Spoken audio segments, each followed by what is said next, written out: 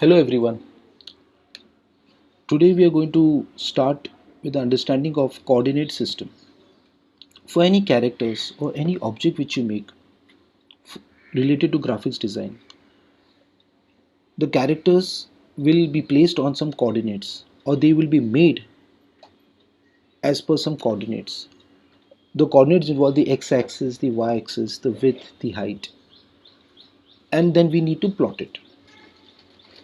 So to understand the coordinate system, we are going to use a processing development environment which you can download from this site, and we are going to try up various examples or commands through which we can get some basic shapes and understand the concepts of parameters in it.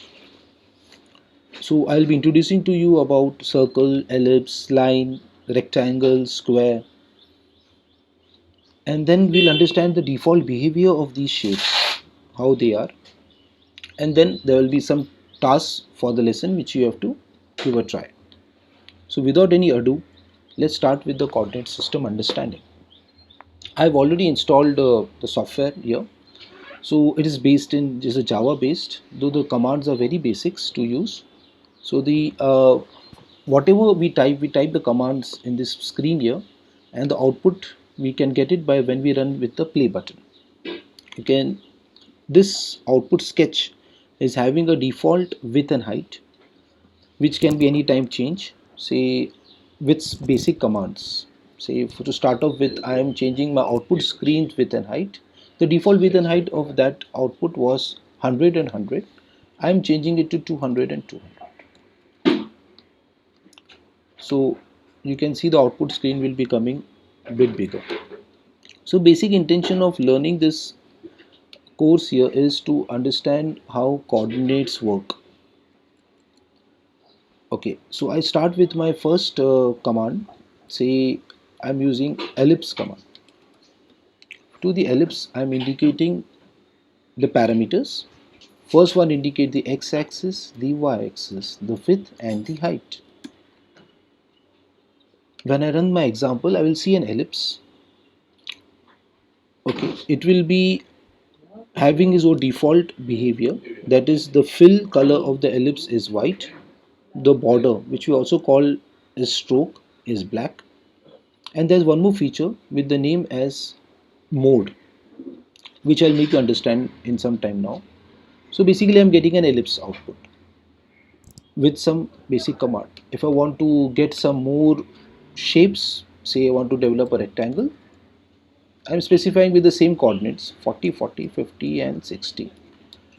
You might expect the output to be overlapping with a different shape because the coordinates or the parameters which are given are the same.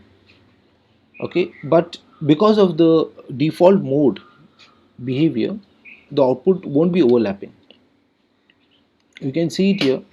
We get an ellipse first. The first command is executed first, and the second command output is coming above the first command output. Okay, but is not completely overlapping, though the coordinates we have given is the same. Why so? Is because there's a default mode for every output, for every shape. For ellipse, the default mode is center. What do you mean by center is that the coordinate which is given 40 comma 40, the x and y, the x and y will give me a point, and that point will be for the center of the shape, and from that point 50 the width and 50 the height will be plotted. Whereas for the default mode for a rectangle is called corner. Corner means the x and y coordinates of the rectangle, that is this 40 and 40. It will start from the 40 and 40, which is from the left corner, is a corner. It will not start from the center. So is 40 40 indicate this point here, and then from there 50 is the width and 60 is the height. I can change this default behavior.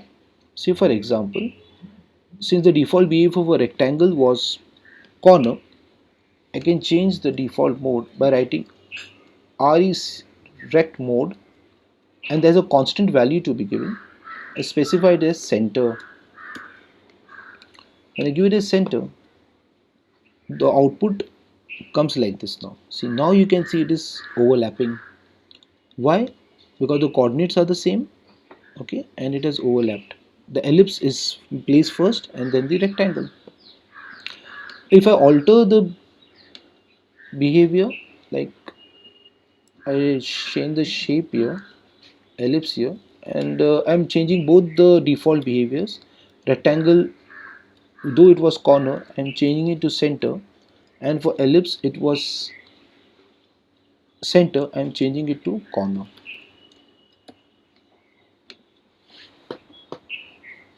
Okay, so a rectangle has appeared, okay, and we have the ellipse which is appearing next.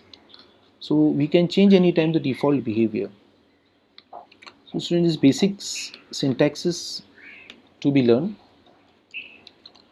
which you can try it further with the examples which are given in the tutorial, in the document also. Now students, to continue further, I can also change the shape of the rectangle, okay, or say rather the color, the faux color, and so forth. There's a command with the name fill.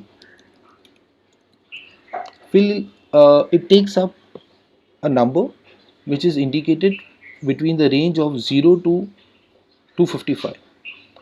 0 indicates a much thicker value, and 255, 0 which indicates a fully black, and 255 indicates a fully white. We can specify a number within the range also to get up a mixed color.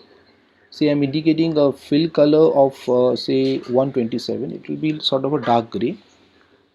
So the inner part of the output, you can see it will be filled with a dark gray. So we have the fill command, we have the mode, we have the various shapes command which can be used. If I want to give some borders or specify a border and a specified thickness to the border, I can write with stroke weight. Stroke weight, say I'm indicating with 10. Okay, and if I want to change the color of the border, I can specify again using, there's a command with the name stroke. I'm indicating like if I want a very thick, I can go for a 0 value. Okay, so I specify with a 0. So now the stroke weight and the stroke command would be affected, okay, to the ellipse. Okay, so when I run my example, okay, you can see the output which is affected to the ellipse, because the command which is given after stroke weight and stroke is the ellipse command, and we've already made the rectangle above, so the rectangle won't get the effect of the stroke. So it's like how we place the command, the output would appear on the screen. Okay, it is needed that we save your work, save the files, so that because once we close the sketch window, the content would be erased by default. So student, we are seeing the various examples here, we are seeing the different modes here. We have saw the size example, stroke example.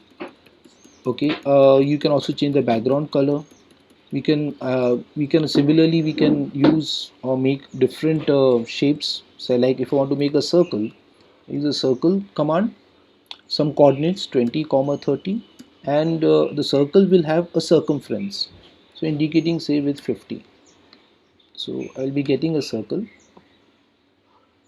Okay, to get a better like 40, so the x-axis would be shifted more towards the right side, x and y, and the circumference of the circle.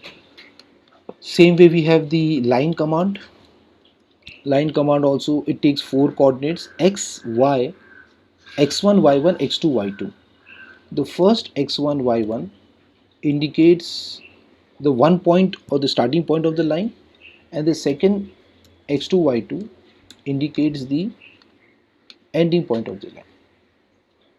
So I'm getting a line starting from 40x and 40y from this point, and it goes up to what, 60x and 60y, that is the x2 and y2. Okay, so student, these are the basic instructions or like the command which are there. In the lesson we will be dealing with it, we will be talking more about it. We also have the square command to discuss. So if I want to, for square, it takes only three coordinates. Okay, again the first two indicate the x-axis, the y-axis, and because squares have equal sides, so I'm indicating with the third one, which indicates the common size or the width of all the lines. Okay, so I'm getting a square in this shape. So we can play around with it. Okay, and then after understanding it further, then we'll be, these are the examples which you need to give a try. Okay, thank you very much.